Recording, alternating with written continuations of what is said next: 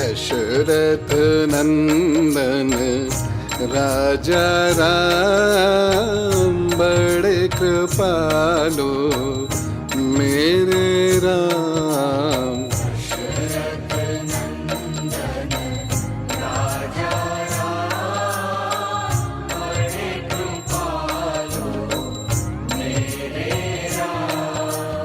दशरथ नंदन राजा राम बड़े कृपालु मेरे राम।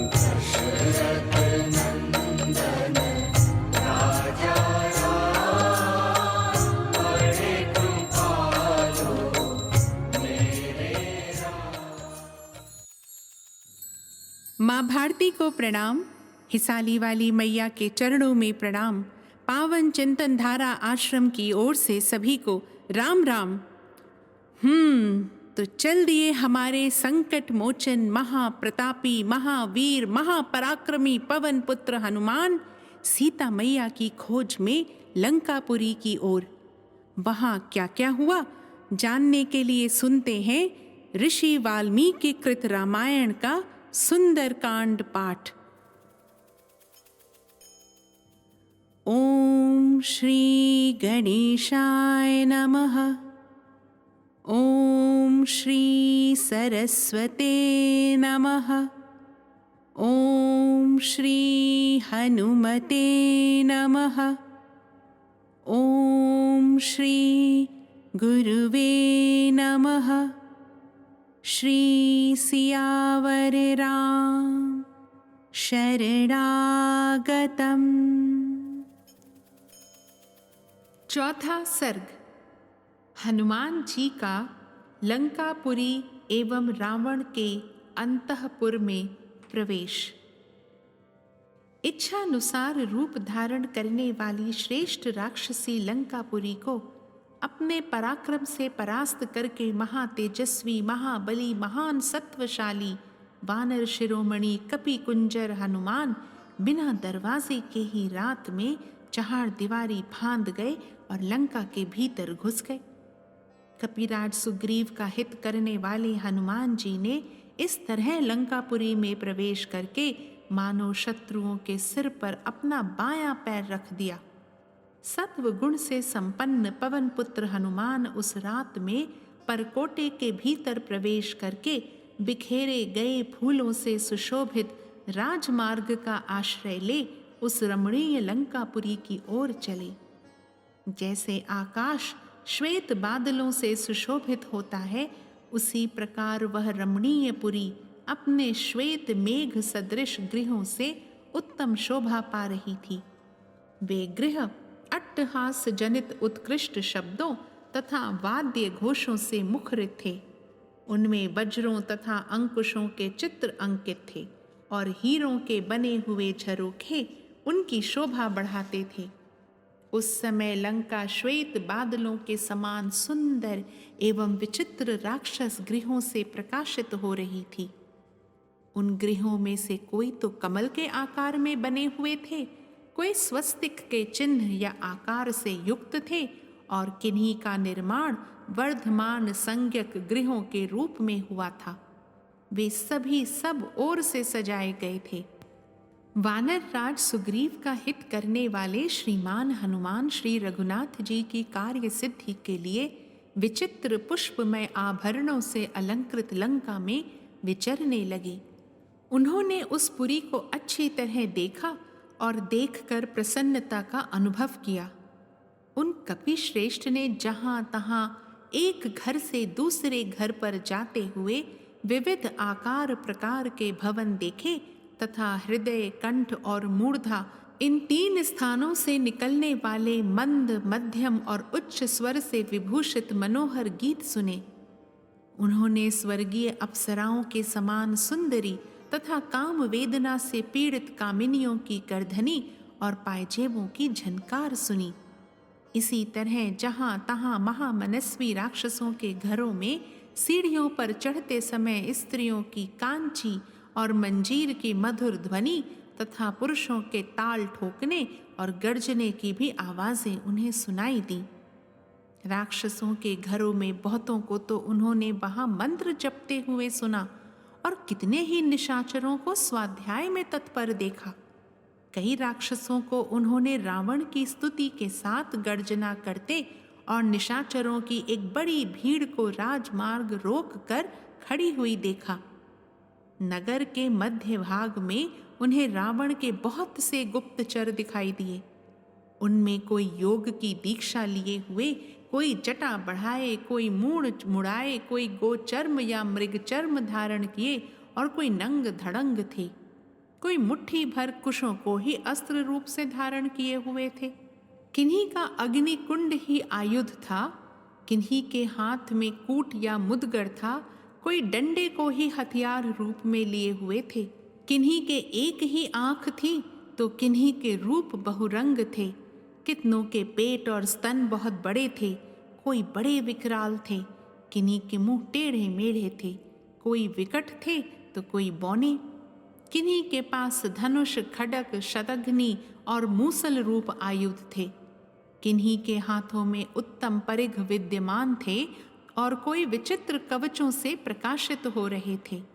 कुछ निशाचर न तो अधिक मोटे थे न अधिक दुर्बल, न बहुत लंबे थे न अधिक छोटे, न बहुत गोरे थे न अधिक काले, न अधिक कुबड़े थे न विशेष बौने ही।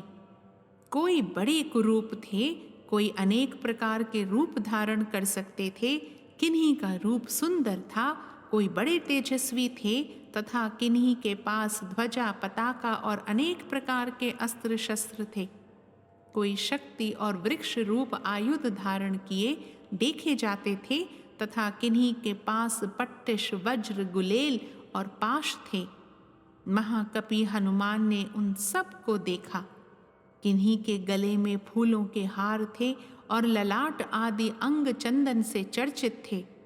कोई श्रेष्ठ आभूषणों से सजे हुए थे, कितने ही नाना प्रकार के वेशभूषा से संयुक्त थे और बहुतेरे स्वेच्छानुसार विचरने वाले जान पड़ते थे। कितने ही राक्षस तीखे शूल तथा वज्र लिए हुए थे। वे सब के सब महान बल से संपन्न थे। इनके सिवा कपिवर हनुमान ने 1,00,000 रक्षक सेना को राक्षस राज रावण की आज्ञा से सावधान होकर नगर के मध्य भाग की रक्षा में संलग्न देखा। वे सारे सैनिक रावण के अंतःपुर के अग्रभाग में स्थित थे। रक्षक सेना के लिए जो विशाल भवन बना था, उसका फाटक बहुमूल्य सुवर्ण द्वारा निर्मित हुआ था। उस आरक्षा भवन को देखकर महाकपि हनुमान जी ने राक्षस राज रावण के सुप्रसिद्ध राजमहल पर दृष्टिपात किया, जो त्रिकूट पर्वत के एक शिखर पर प्रतिष्ठित था। वह सब ओर से श्वेत कमलों द्वारा अलंकृत खाइयों से घिरा हुआ था। उसके चारों ओर बहुत ऊंचा परकोटा था, जिसने उस राजभवन को घेर रखा था। वह दिव्य भवन स्वर्गलोक के समान मनोहर था और वहां संगीत आदि के दिव्य शब्द गूंज रहे थे। घोड़ों की हिनहिनाहट की आवाज भी वहां सब ओर फैली हुई थी। आभूषणों की रुंझुन भी कानों में पड़ती रहती थी। नाना प्रकार के रथ, पालकी आदि सवारी, विमान, सुंदर हाथी, घोड़े, श्वेत बादलों की घटा के समान दिखाई देने वाले 4 दांतों से युक्त सजे सजाए मतवाले हाथी तथा मदमत्त पशु पक्षियों के संचरण से उस राजमहल का द्वार बड़ा सुंदर दिखाई देता था। सहस्त्रों महापराक्रमी निशाचर राक्षस राज के उस महल की रक्षा करते थे। उस गुप्त भवन में भी कपिवर हनुमान जी जा पहुंचे। तदनंतर जिसके चारों ओर सुवर्ण एवं जाम्बू नद का परकोटा था, जिसका ऊपरी भाग बहुमूल्य मोती और मणियों से विभूषित था तथा अत्यंत उत्तम काले अगुरु एवं चंदन से जिसकी अर्चना की जाती थी, रावण के उस अंतःपुर में हनुमान जी ने प्रवेश किया। इस प्रकार श्री वाल्मीकि निर्मित आर्ष रामायण आदि काव्य के सुंदर कांड में 4था सर्ग पूरा हुआ। निश्चय प्रेम प्रतीति ते विनय करे सनमान, तेहि के कारज सकल शुभ सिद्ध करे हनुमान। पांचवा सर्ग। हनुमान जी का रावण के अंतःपुर में घर घर में सीता को ढूंढना और उन्हें न देखकर दुखी होना। तत्पश्चात बुद्धिमान हनुमान जी ने देखा, जिस प्रकार गौशाला के भीतर गौओं के झुंड में मतवाला सांड विचरता है, उसी प्रकार पृथ्वी के ऊपर बारंबार अपनी चांदनी का चंदोवा तानते हुए चंद्रदेव आकाश के मध्य भाग में तारिकाओं के बीच विचरण कर रहे हैं। वे शीत रश्मि चंद्रमा जगत के पाप ताप का नाश कर रहे हैं, महासागर में ज्वार उठा रहे हैं, समस्त प्राणियों को नई दीप्ति एवं प्रकाश दे रहे हैं और आकाश में क्रमशः ऊपर की ओर उठ रहे हैं। भूतल पर मंदराचल में, संध्या के समय महासागर में और जल के भीतर कमलों में जो लक्ष्मी जिस प्रकार सुशोभित होती हैं, वे ही उसी प्रकार मनोहर चंद्रमा में शोभा पा रही थीं। जैसे चांदी के पिंजरे में हंस, मंदराचल की कंदरा में सिंह तथा मदमत्त हाथी की पीठ पर वीर पुरुष शोभा पाते हैं, उसी प्रकार आकाश में चंद्रदेव सुशोभित हो रहे थे।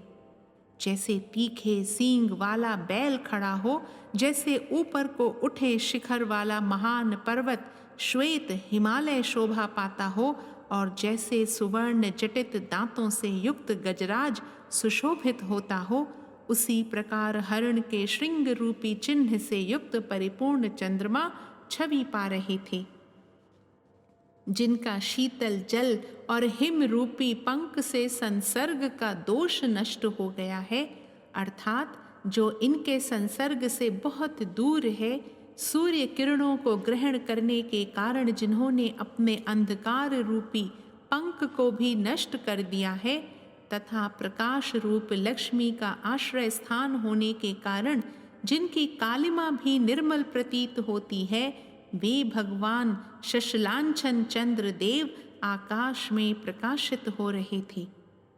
जैसे गुफा के बाहर शिलातल पर बैठा हुआ मृगराज सिंह शोभा पाता है, जैसे विशाल वन में पहुंचकर गजराज सुशोभित होता है, तथा जैसे राज्य पाकर राजा अधिक शोभा से संपन्न हो जाता है, उसी प्रकार निर्मल प्रकाश से युक्त होकर चंद्रदेव सुशोभित हो रहे थे। प्रकाश युक्त चंद्रमा के उदय से जिसका अंधकार रूपी दोष दूर हो गया है, जिसमें राक्षसों के जीव हिंसा और मांस भक्षण रूपी दोष बढ़ गए हैं, तथा रमणियों के रमण विषयक चित्त दोष प्रणय कलह निवृत्त हो गए हैं, वह पूजनीय प्रदोष काल स्वर्ग सदृश सुख का प्रकाश करने लगा। वीणा के श्रवण सुखद शब्द झंकृत हो रहे थे।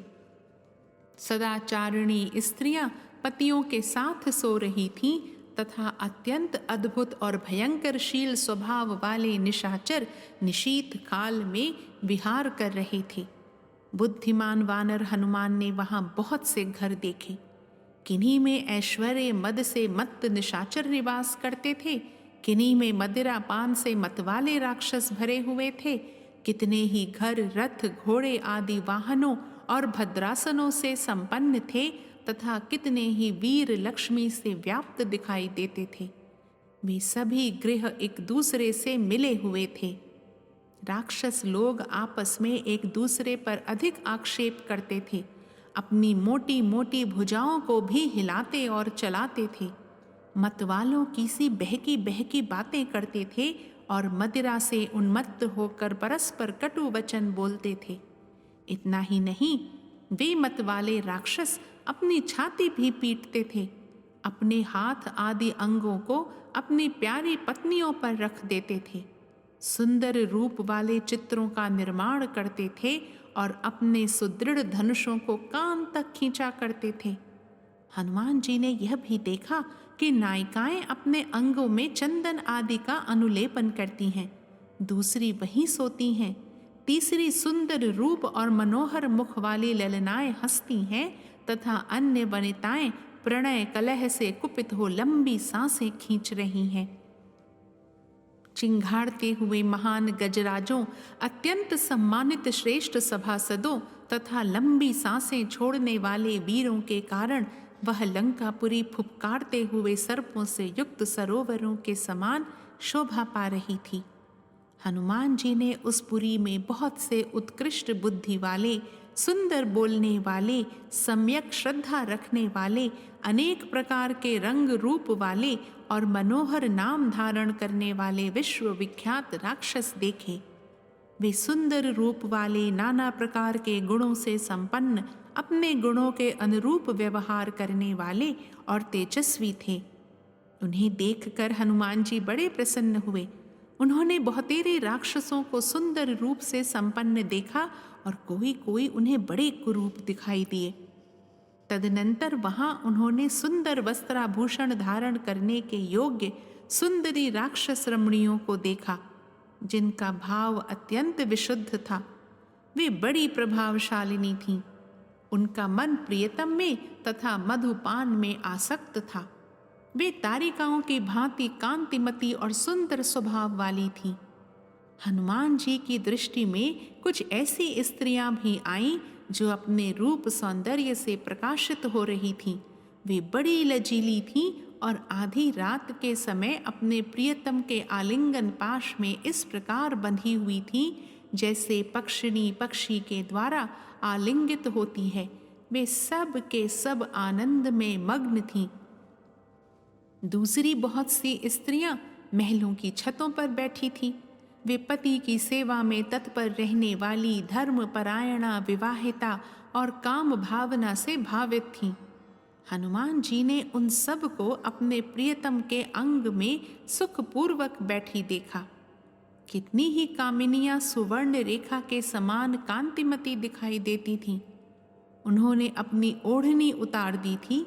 कितनी ही उत्तम वनिताएं तपाए हुए सुवर्ण के समान रंग वाली थीं तथा कितनी ही पति वियोगिनी बालाएं चंद्रमा के समान श्वेत वर्ण की दिखाई देती थीं। उनकी अंग कांति बड़ी ही सुंदर थी। तदनंतर वानरों के प्रमुख वीर हनुमान जी ने विभिन्न गृहों में ऐसी परम सुंदरी रमणियों का अवलोकन किया जो मनोभिराम प्रियतम का संयोग पाकर अत्यंत प्रसन्न हो रही थीं। फूलों के हार से विभूषित होने के कारण उनकी रमणीयता और भी बढ़ गई थी और वे सब की सब हर्ष से उत्फुल्ल दिखाई देती थीं। उन्होंने चंद्रमा के समान प्रकाशमान मुखों की पंक्तियां, सुंदर पलकों वाले तिरछे नेत्रों की पंक्तियां और चमचमाती हुई विद्युल लेखाओं के समान आभूषणों की भी मनोहर पंक्तियां देखी। किंतु जो परमात्मा के मानसिक संकल्प से धर्म मार्ग पर स्थिर रहने वाले राजकुल में प्रकट हुई थीं, जिनका प्रादुर्भाव परम ऐश्वर्य की प्राप्ति कराने वाला है, जो परम सुंदर रूप में उत्पन्न हुई प्रफुल्ल लता के समान शोभा पाती थीं, उन कृशांगी सीता को उन्होंने वहां कहीं नहीं देखा था। जो सदा सनातन मार्ग पर स्थित रहने वाली, श्री राम पर ही दृष्टि रखने वाली, श्री राम विषयक काम या प्रेम से परिपूर्ण अपने पति के तेजस्वी मन में बसी हुई तथा दूसरी सभी स्त्रियों से सदा ही श्रेष्ठ थीं, जिन्हें विरह जनित ताप सदा पीड़ा देता रहता था, जिनके नेत्रों से निरंतर आंसुओं की झड़ी लगी रहती थी और कंठ उन आंसुओं से गदगद रहता था।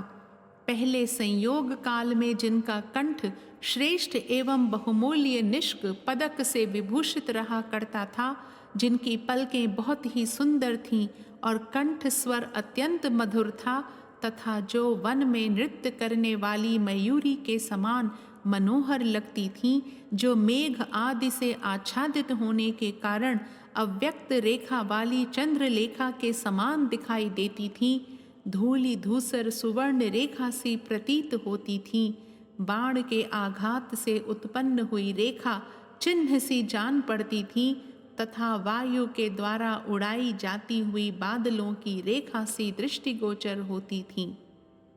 वक्ताओं में श्रेष्ठ नरेश्वर श्री रामचंद्र जी की पत्नी उन सीता जी को बहुत देर तक ढूंढने पर भी जब हनुमान जी न देख सके तब वे तत्क्षण अत्यंत दुखी और शिथिल हो गए। इस प्रकार श्री वाल्मीकि निर्मित आर्ष रामायण आदि काव्य के सुंदर कांड में 5वां सर्ग पूरा हुआ।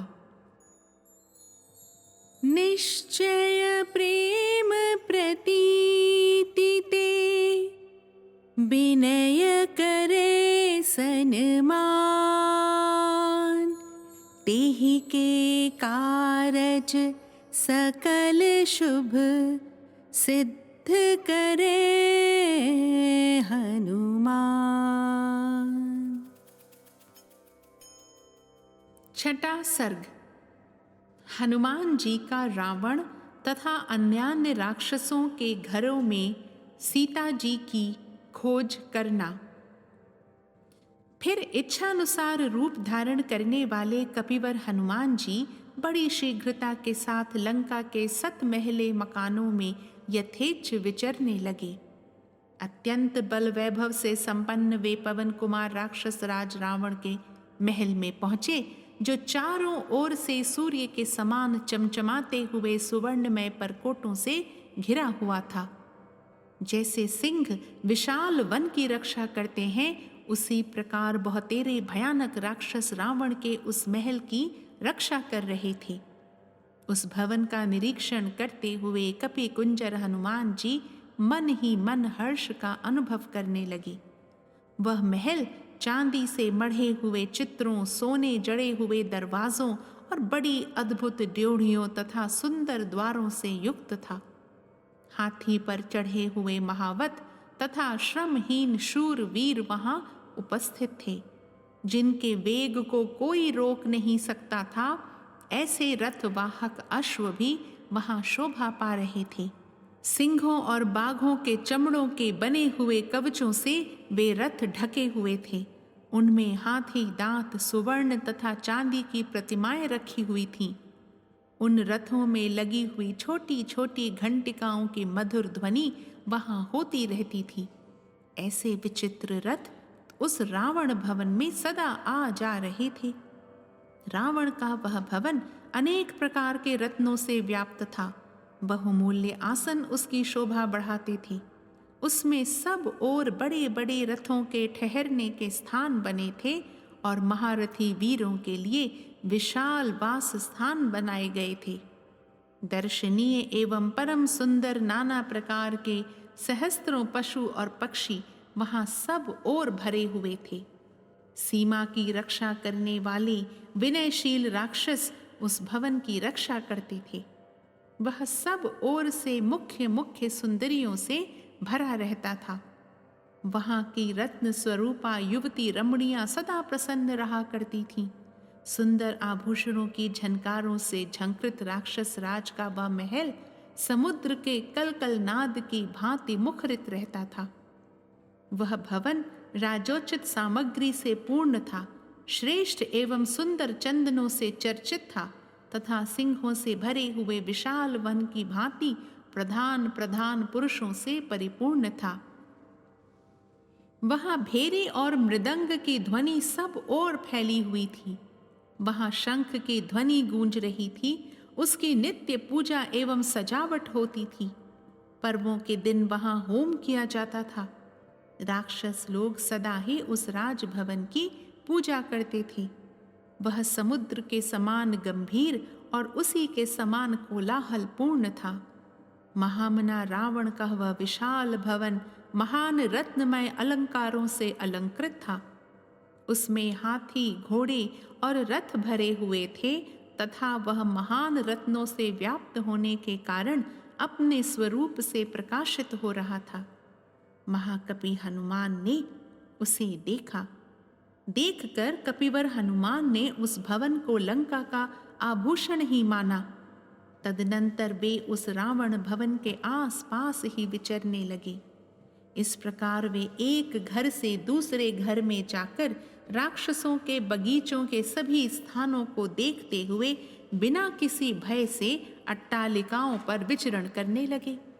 महान वेगशाली और पराक्रमी वीर हनुमान वहां से कूदकर प्रहस्त के घर में उतर गए, फिर वहां से उछले और महापार्श्व के महल में पहुंच गए। तदनंतर वे महाकपि हनुमान मेघ के समान प्रतीत होने वाले कुंभकर्ण के भवन में और वहां से विभीषण के महल में कूद गए।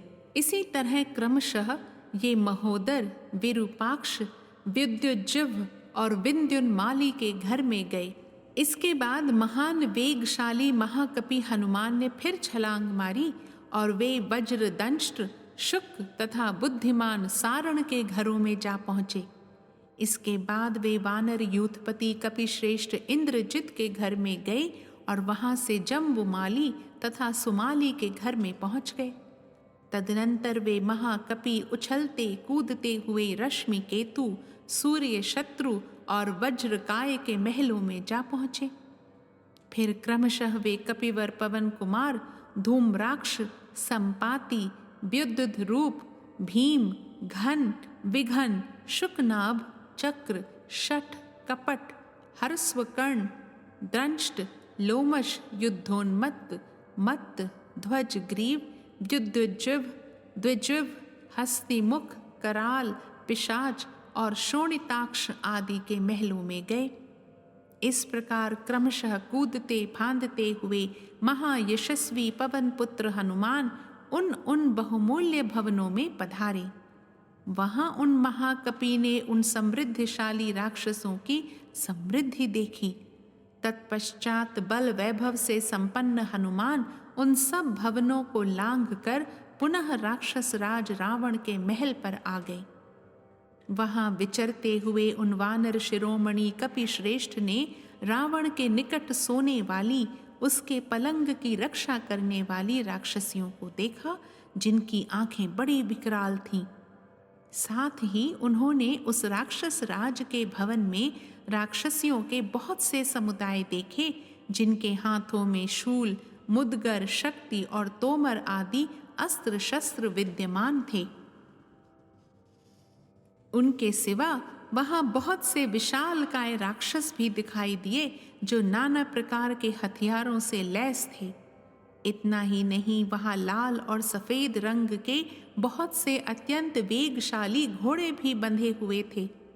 साथ ही अच्छी जाति के रूपवान हाथी भी थे, जो शत्रु सेना के हाथियों को मार भगाने वाले थे। वे सब के सब गज शिक्षा में सुशिक्षित, युद्ध में ऐरावत के समान पराक्रमी तथा शत्रु सेनाओं का संहार करने में समर्थ थे। वे बरसते हुए मेघों और झरने बहाते हुए पर्वतों के समान मद की धारा बहा रहे थे। उनकी गर्जना मेघ गर्जना के समान जान पड़ती थी। वे सम्रांगण में शत्रुओं के लिए दुर्जय थे। हनुमान जी ने रावण के भवन में उन सब को देखा। राक्षस राज रावण के उस महल में उन्होंने सहस्त्रों ऐसी सेनाएं देखी, जो जाम्बू नद के आभूषणों से विभूषित थीं। उनके सारे अंग सोने के गहनों से ढके हुए थे तथा वे प्रातः काल के सूर्य की भांति उद्दीप्त हो रही थीं। पवन पुत्र हनुमान जी ने राक्षस राज रावण के उस भवन में अनेक प्रकार की पालकियां, विचित्र लता गृह, चित्रशालाएं, क्रीड़ा भवन, काष्ठमय क्रीड़ा पर्वत, रमणीय विलास गृह और दिन में उपयोग में आने वाले विलास भवन भी देखे। उन्होंने वह महल मंदराचल के समान ऊंचा, क्रीड़ा मयूरों के रहने के स्थानों से युक्त, ध्वजाओं से व्याप्त, अनंत रत्नों का भंडार और सब ओर से निधियों से भरा हुआ देखा। उसमें धीर पुरुषों ने निधि रक्षा के उपयुक्त कर्मांगों का अनुष्ठान किया था तथा वह साक्षात भूतनाथ, महेश्वर या कुबेर के भवन के समान जान पड़ता था। रत्नों की किरणों तथा रावण के तेज के कारण वह घर किरणों से युक्त सूर्य के समान जगमगा रहा था। वानर यूथपति हनुमान ने वहां के पलंग, चौकी और पात्र सभी अत्यंत उज्ज्वल तथा जाम्बुनद सुवर्ण के बने हुए ही देखे। उसमें मधु और आसव के गिरने से वहां की भूमि गीली हो रही थी। मणिमय पात्रों से भरा हुआ वह सुविस्तृत महल कुबेर भवन के समान मनोरम जान पड़ता था। नूपुरों की झनकार, करधनियों की खनखनाहट, मृदंगों और तालियों की मधुर ध्वनि तथा अन्य गंभीर घोष करने वाले वाद्यों से वह भवन मुखरित हो रहा था। उसमें सैकड़ों अट्टालिकाएं थीं, सैकड़ों रमणी रत्नों से वह व्याप्त था। उसकी ड्योढ़ियां बहुत बड़ी बड़ी थीं। ऐसे विशाल भवन में हनुमान जी ने प्रवेश किया। इस प्रकार श्री वाल्मीकि निर्मित आर्ष रामायण आदि काव्य के सुंदर कांड में छठा सर्ग पूरा हुआ। निश्चय प्रेम प्रतीति ते विनय करे सन्मान, तेहि के कारज सकल शुभ सिद्ध करे हनुमान।